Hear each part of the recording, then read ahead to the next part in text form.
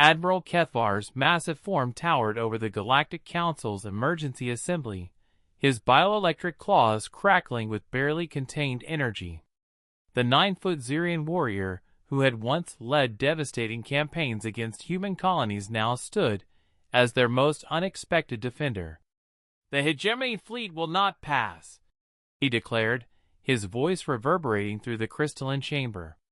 "Any attempt to engage human vessels will be met with immediate and total retaliation from the Xerian war clans." High Chancellor Vexthra's eyestalk swiveled in confusion. "Admiral, 3 years ago your species declared humanity a galactic plague that needed to be eradicated. Now you're threatening war to protect them. Explain." The assembled representatives from 47 worlds leaned forward with intense curiosity. The Xerian transformation from humanity's greatest enemy to their most fanatical protector had baffled xenosociologists across the galaxy. Kethvar's mandibles clicked in what humans had learned to recognize as deep contemplation. "Chancellor, to understand our position, you must understand what we learned during the siege of Kepler 442b. The chamber fell silent. The siege of Kepler 442b had become legendary, not for its strategic importance, but for its impossible duration. The Xerian fleet had expected to crush the human colony within days. Instead, the siege had lasted 8 months and ended with an outcome no one had predicted. "We came to Kepler 442b with overwhelming force," Kethvar continued. 50 dreadnoughts, 300,000 warriors, weapons capable of cracking the planet's crust. The human settlement had maybe 10,000 colonists, mostly farmers and engineers." Commander Thal9 of the Zephyrian Navy interrupted. "Admiral, we've all read the tactical reports. The humans were outgunned 1,000 to 1. How they lasted 8 days, let alone 8 months, remains unexplained." "That," Kethvar said, "is because the reports focus on the wrong thing. They analyze weapons, tactics, casualties. They miss the true revelation." He activated a holographic display showing the siege timeline. Week 1, humans lose their orbital defenses. Week 2, their main city falls. Week 3, their government surrenders unconditionally. The display continued scrolling through months of data. Week 4, surrender ignored, resistance continues. Week 8, Xerian casualties mounting despite total tactical superiority. Week 16, human population somehow increasing despite constant bombardment. Chancellor Vexthra's confusion was palpable. "How does a population increase during a siege?"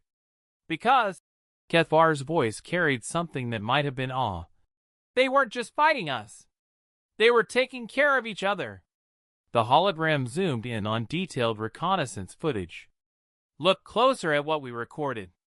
In the ruins of their cities, humans were building schools, underground hospitals treating both their wounded and ours, hydroponic farms feeding not just their soldiers, but refugee children from 17 different species who had fled the war zone." The assembled delegates stared at imagery that defied military logic. In the midst of a devastating siege, humans could be seen teaching alien children to read, performing surgery on wounded Xerian warriors, and sharing food rations with refugees. "We kept waiting for them to break," Kethvar explained. "Every species we'd ever conquered had a breaking point, a moment when survival instinct overcame social bonds. But humans—" He paused, struggling with concepts his language couldn't quite express. "They got stronger." "Stronger how?" asked the Crystalline Collective's representative. "The worse things became, the more they helped each other. When we destroyed their food supplies, they organized communal kitchens. When we targeted their leaders, new ones emerged immediately. When we bombed their hospitals, they built better ones in the rubble." Kethvar's claws retracted as he accessed memories that clearly still disturbed him. By month 6, our own warriors were requesting medical treatment at human facilities because their field hospitals had become superior to our shipboard medical bays. Our pilots began deliberately missing targets that were clearly marked as schools or orphanages. And then? Chancellor Vexthera prompted. Month 8. My flagship was badly damaged by a quantum mine. Life support failing, engines dead, falling toward the planet's surface. Standard military protocol would have been to evacuate command staff and abandon the vessel. Kethar's bioelectric display dimmed to almost nothing. Instead, 3 human civilian rescue ships broke through our own blockade to save us. They lost 2 vessels and 47 crew members pulling my warriors from a burning dreadnought. When I asked their commander why they would risk themselves for their enemies, she said something I will never forget. The chamber waited in absolute silence, she said, because that's what people do for each other. Not humans. People. She included us. The revelation hung in the air like a physical presence. Several representatives began understanding the true scope of what they were hearing. That's when we realized, Kethar continued, that we weren't fighting a military force. We were fighting a philosophy. And that philosophy was infectious. Infectious? Within weeks, Xerian warriors were volunteering for humanitarian missions. Our engineers were helping humans rebuild instead of destroy. Our medics were treating everyone equally, regardless of species. Kethar's voice carried genuine wonder. They didn't defeat us through superior firepower. They defeated us by making us better than we were. Commander Thal9 leaned forward intently. Admiral, that still doesn't explain your current, protective stance. Kethar's bioelectric display flared brightly. Because we learned something that terrifies us, Commander. In all our centuries of conquest, we had never encountered a species that improved other species simply by existing alongside them. Humans don't just survive, they elevate everything around them to survival.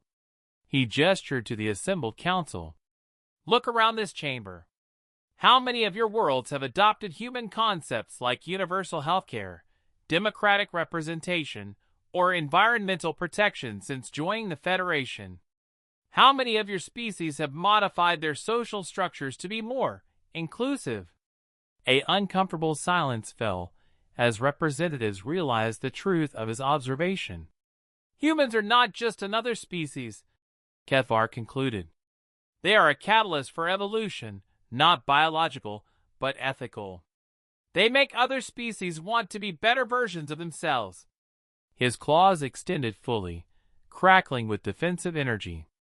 And that, honored colleagues, is why the Xerian war clans will allow no harm to come to humanity.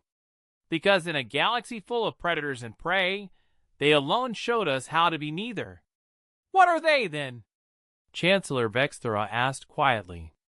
Admiral Kethar's answer would be quoted in xenosociological texts for generations. They are gardeners. And we have decided the galaxy is worth cultivating.